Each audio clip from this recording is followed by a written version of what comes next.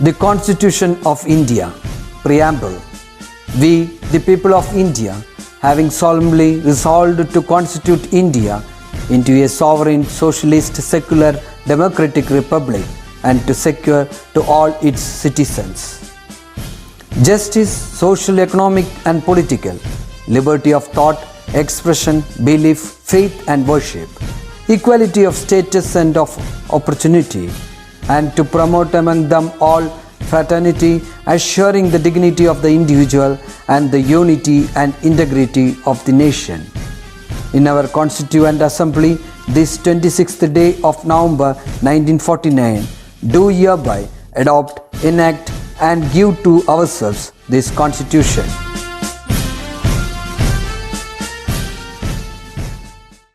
Hello my dear children, a warm welcome to all of you. In our last class, we completed our lesson in a nutshell. Today, we are moving on to our new lesson, a pillar of strength. You know what is a pillar? A pillar holds the building strongly. In the same way, we have members in our family who act as the pillars of strength. Who are they? It might be your mother, it might be your father. They act as the pillar of strength. Whenever you are sad or disappointed, they give you immense strength to face every situation. So, for me, my parents are the pillars of strength. Let's do an activity to find out who are your pillars of strength. Take page number 74, PEP activity. Who do you think is the strength of your family? Who holds your family together? Discuss with your partner. It's an activity that is meant to be done inside the class, but since you are not here, you can do it with your family members. Do the following. Draw a tree on the next page. Write the name of the strongest member of the family inside the trunk of the tree. Next, write the names of other family members on the branches and leaves. Discuss briefly how each member is related to you. Talk about why they are important to you and what they do that keeps your family together. Okay, that is the activity for you to do on the next page. Now take page number 75. Okay, so let's start our poem, The Strength of a Tree. Can you tell me the name of the national tree of India? It's banyan tree. You know where the largest banyan tree of the world is located? It is located in Andhra Pradesh. World's largest banyan tree is located in Andhra Pradesh. So let's start our poem. You have to keep your fingers where I'm reading and read along with me. Okay? Fastens its foothold deep beneath, strong, stronger, growing carefree, shelters God's creation underneath. My lovely legendary banyan tree spreads atop with lofty branches, creating roots strong as ropes but slender, allowing creepers to twine its trunk and branches, serving others like a benevolent mother. With amazing medicinal properties, it sways its leathery leaves with music melodies. It shows how to be united, proves all life on earth is related, comforts and teaches the need for conservation. It is full of life from the top to the next generation. So here the poet has described to us about the strength of a tree. He is describing about a banyan tree. Fastens its foothold deep beneath, stronger, growing carefree. So here fastens means locks. The banyan tree locks its foothold. Foothold here is referred to the roots of the tree. If the roots are stronger, the tree will also be very strong. If the roots are not strong, the tree will be very weak and it will eventually fall down. It cannot withstand any situation. If the roots are stronger, the tree can grow carefree. It doesn't have any of the problem to grow, because if the roots are stronger, the tree will also be very, very strong. Shelters God's creation underneath. My lovely legendary banyan tree spreads atop with lofty branches, creating roots strong as ropes but slender. Underneath means underground. My lovely legendary banyan tree. The banyan tree, which is legendary, ancient, very old, it shelters. It gives shelter to many of the animals. Even we humans sit underneath because it has lots of medicinal qualities. If we breathe the oxygen which is surrounded by the banyan tree, it is really good for our health. Spreads atop with lofty branches, creating roots strong as ropes but slender. Its branches are very tall, it is very high, and its roots are slender, thin as ropes but very strong, allowing creepers to twine its trunk and branches, serving others like a benevolent mother. So the banyan tree is said to be very kind, like a benevolent mother. Benevolent means kind, a kind mother. It gives love, affection, shelter. In the same way, the banyan tree allows creepers to twine, creepers to grow with the support of the tree. With amazing medicinal properties, it sways its leathery leaves with music melodies. So, as I said earlier, the banyan tree has immense medicinal qualities. It sways its leathery leaves in music melodies. It sways, it moves its leaves back and forth gently, like it is enjoying the music, the melody. It is moving with the rhythm of the air. It shows how to be united, proves all life on earth is related, comforts and teaches the need for conservation. The banyan tree shows how to be united, as it allows creepers to grow with it, like it gives support to it to grow. It shows that everything on earth is related to each other. We need everyone and we should be united. And it also teaches us the need for conservation. There are many resources that are given by nature to us, but humans are not giving value to it and are keeping on destroying it. The resources which we are enjoying today is only because our grandparents and our parents preserved the nature.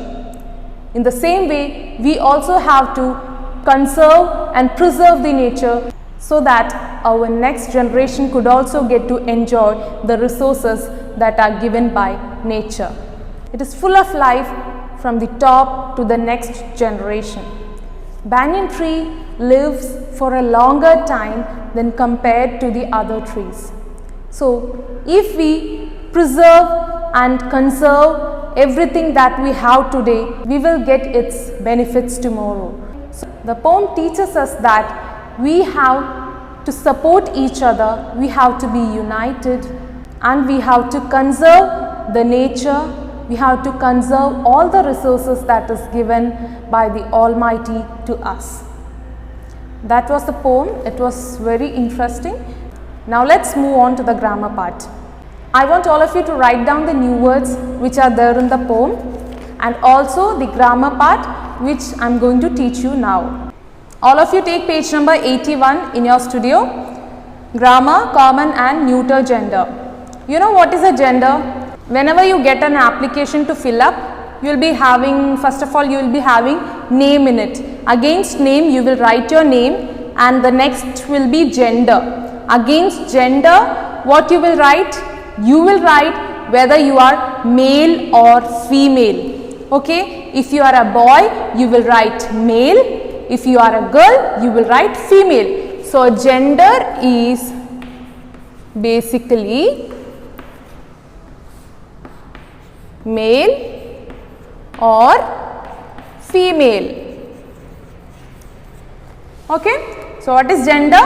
Male or female. If you are a boy, you will come under male, and if you are female, you will come under female. Now, there are some nouns, masculine nouns and feminine nouns. What is masculine noun? The nouns which are having male-like qualities, mustache, beard, will all come under masculine noun. That is under male. Okay, masculine nouns. The nouns which are having male-like qualities, okay, that is masculine noun. See, for remembering this, the easy way is male also starts with M and masculine also starts with M. Now, feminine nouns. What are feminine nouns? Everything that is related to female, female-like qualities, female-like characteristics, that will come under female, feminine nouns.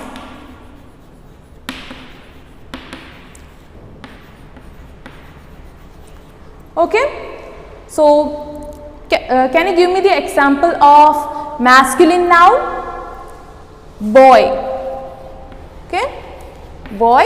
And example for feminine nouns, girl.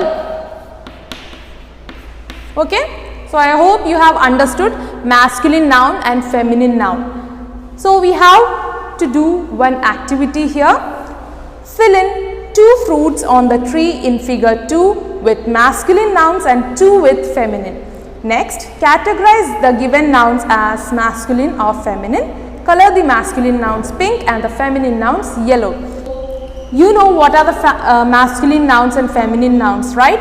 So in this tree you have to identify which are the masculine nouns and which are the feminine nouns. So here first one, in the tree grandmother is given, right? Grandmother is given. Grandmother will come under masculine noun or feminine noun?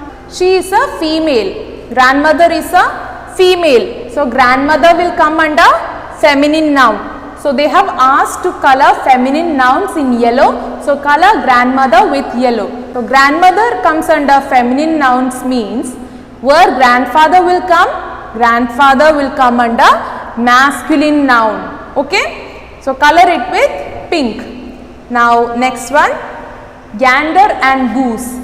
Gander is the male form of goose. So since gander is male, it comes under masculine noun, so color it with pink. And goose is female, it comes under feminine noun, so color it with yellow.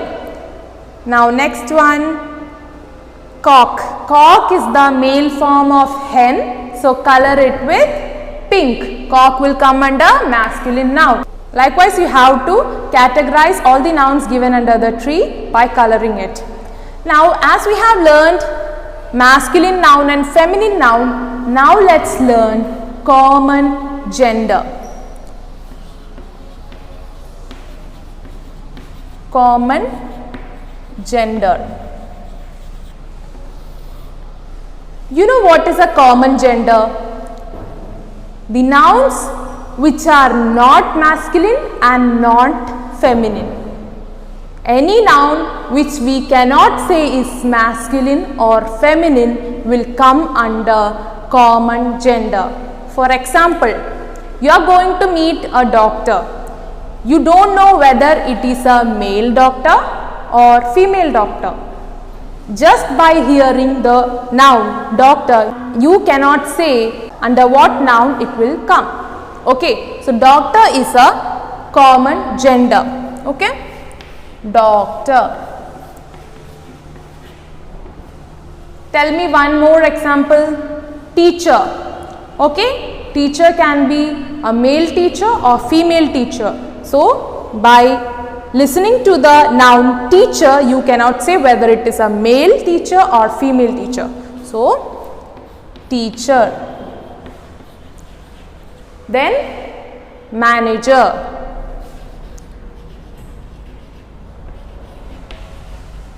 Likewise, you have to find many more common gender nouns. Okay. So, here we have learned this. Let's recap. We have learned masculine nouns and feminine nouns and common gender nouns. The nouns which are having male-like qualities and characteristics will come under masculine nouns, and the nouns which are having female-like qualities and characteristics will come under feminine nouns.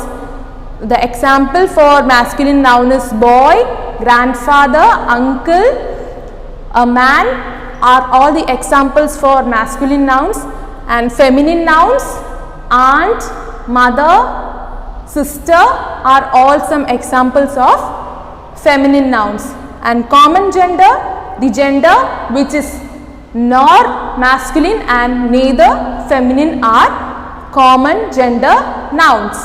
So, I hope you are clear with it. There are some more activities to be done on the next page. You have to do all of them, and then you will get a clear cut idea of masculine nouns, feminine nouns and common gender nouns. I hope you have listened to the class carefully. So, if you are having any kind of doubts, just watch the video again and again and you will be clear with it. And if still the doubt exists, you can definitely contact me. So, let's meet in the next class with another video. Till then, take care, study well, bye bye.